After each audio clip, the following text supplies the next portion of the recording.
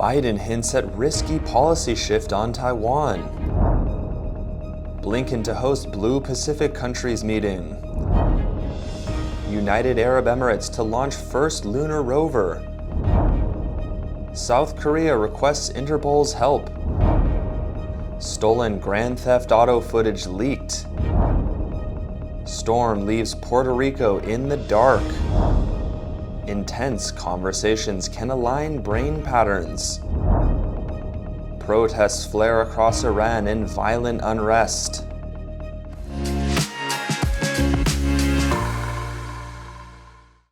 Hello, I'm Wade Lee. Thank you for joining us on FUNDAY News. It is Wednesday, September 21st, and here are your top stories. U.S. officials have underscored this year that the U.S. does not support Taiwan's independence. But U.S. President Biden told CBS 60 Minutes that while he is not encouraging the move, such a decision was up to Taiwan. Biden said, Taiwan makes their own judgment about their independence. We are not encouraging their being independent. That's their decision. Reuters said in an analysis that some analysts say he may have undercut, intentionally or not, a U.S. stance of not taking a position on Taiwan's independence. I don't think it is a new, more complicated Cold War. A China policy expert at the Foundation for Defense of Democracy's Craig Singleton said Beijing already likely assumes Washington will defend Taiwan. It is incoherent to argue that America's Taiwan policy has not changed while also claiming that Taiwan makes its own judgments about independence. He said Beijing will likely worry that Biden is suggesting Taiwan can decide itself whether it is independent. Reuters also reported Taiwan says it does not need to declare independence because it is already an independent country. White House Indo-Pacific Coordinator Kurt Campbell said U.S. Secretary of State Antony Blinken will host the partners in the Blue Pacific countries on Thursday, along with Australia, Japan, New Zealand, the United Kingdom, and other countries. Campbell said the partners in the Blue Pacific group was formed in June with an aim of better coordinating assistance to the region. Campbell said U.S. President Joe Biden plans to host a summit with Pacific Island leaders on September 28th and 29th. It's about power sharing and it's about respect. It's about power sharing because the leadership or the Secretary General's position within that group. Campbell admitted that there was an undeniable strategic component to the stepped-up engagement, especially after China signed a security agreement with the Solomon Islands, which prompted warnings of China's militarization of the region. During a meeting with the governor of Hawaii, David Ig, Pacific Island leaders said this month Washington should accept their priorities, making climate change, not superpower competition, the most urgent security task. The mission manager of the United Arab Emirates, Ahmad Al-Marzouki, said on Monday, September 19th, that the country will launch its first lunar rover in November. He said the Rashid rover, named for Dubai's ruling family, will be launched from the Kennedy Space Center in Florida sometime between November 9th and November 15th. The rover is to be launched aboard a Falcon 9 SpaceX rocket and deposited on the moon by a Japanese iSpace lander. iSpace is a private Japanese lunar robotics exploration company. Al-Marzouki said the lunar mission is part of UAE's broader strategy to become a major player in the field of space exploration. If the moon mission succeeds, the UAE and Japan would join the ranks of only the US, Russia, and China as nations to have put a spacecraft on the lunar surface.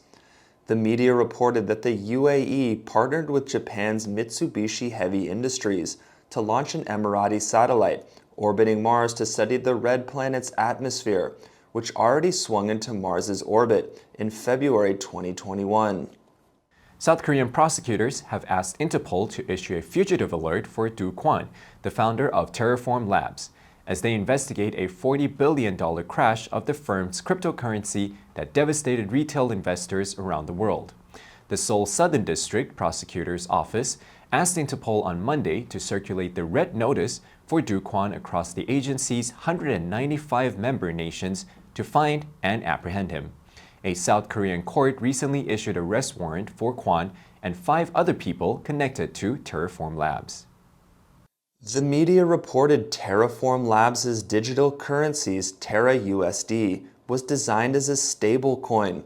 However, around $40 billion in market value was erased for the holders of Terra USD and also its floating sister currency Lunar after the stablecoin plunged far below its $1 peg in May. The Bank of Korea said in June that the collapse of Terra USD and Lunar was a major factor in the global cryptocurrency market, shrinking by more than 40% compared to late 2021, when its market value reached over $2.3 trillion.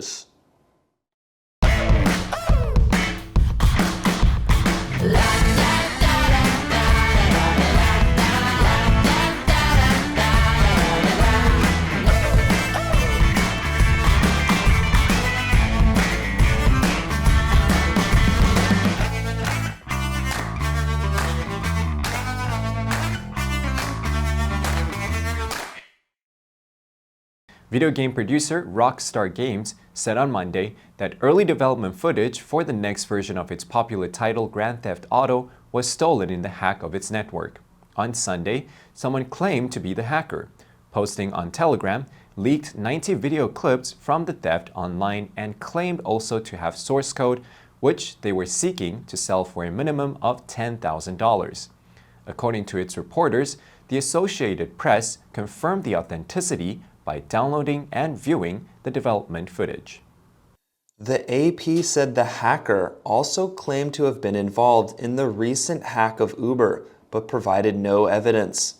In a statement on Twitter, Rockstar Games said it did not anticipate any disruption in live game services or any impact on ongoing projects. A spokeswoman for its New York-based parent company, Take-Two Interactive Software, declined to answer questions from the AP about when it learned of the breach, whether source code was indeed stolen, and whether the hacker had tried to extort the company. On the day when Mexico was hit by a strong earthquake for the third time on the same day in nearly 4 decades, a storm caused by Hurricane Fiona knocked out the energy grid in Puerto Rico.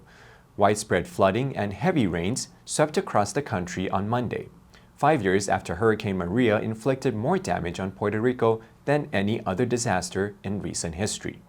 Hurricane Maria, a near Category 5 storm, hit the country on September 20th, 2017, leaving about 3,000 dead and damaging 80% of the power system.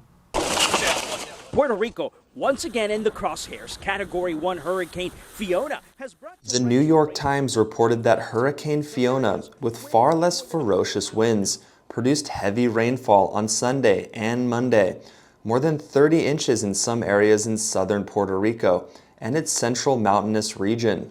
The storm caused the island's vast lattice of canals and creeks to swell, turned entire streets into muddy rivers, and forced the rescues of more than 1,000 people. The National Hurricane Center said the storm is expected to strengthen into a Category 3 or higher hurricane at sea by Wednesday. It's arguable that trying our best to get everyone on the same page in a group is one of the most important and common undertaking in human societies. A newly released study showed that a robust conversation results in consensus that synchronizes the talker's brains, not only when thinking about the topic that was explicitly discussed, but even in related situations that were not. Researchers found that deep conversation among several people can align beliefs and brain patterns, so long as the group is free of blowhards. A social neuroscientist at Dartmouth College, Bo Severs, said his team found that conversation is our greatest tool to align minds because we don't think in a vacuum, but with other people. The study found that the group members' brain activity in regions related to vision, sound, attention, language and memory, among others, became more aligned after their conversation. Intriguingly, their brains were synchronized while they watched the scenes in movies they had discussed. Reuters reported that protests raged for a 4th straight day across Iran on Tuesday, and authorities said 3 people have been killed during unrest over the death of a young woman in police custody. The death last week of 22-year-old Mahsa Amini, who was arrested by morality police for unsuitable attire, unleashed a flood of simmering anger over numerous issues including rights, security, and an economy reeling from international sanctions. Tehran Governor Mohsen Moussouri accused foreign agents of fomenting the violence. Late on Tuesday, state media reported limited rallies in several cities where it said demonstrators chanted anti-government slogans, threw rocks at police vehicles, and damaged public property. Videos posted on social media websites on Tuesday purported to show demonstrations in provinces across Iran, including several regions that had so far been untouched by the unrest. The deadliest unrest has taken place in the Kurdistan region, where state officials and activist websites have reported at least 3 people killed. FUNDAY News will help sharpen your English skill while keeping you informed on current international events.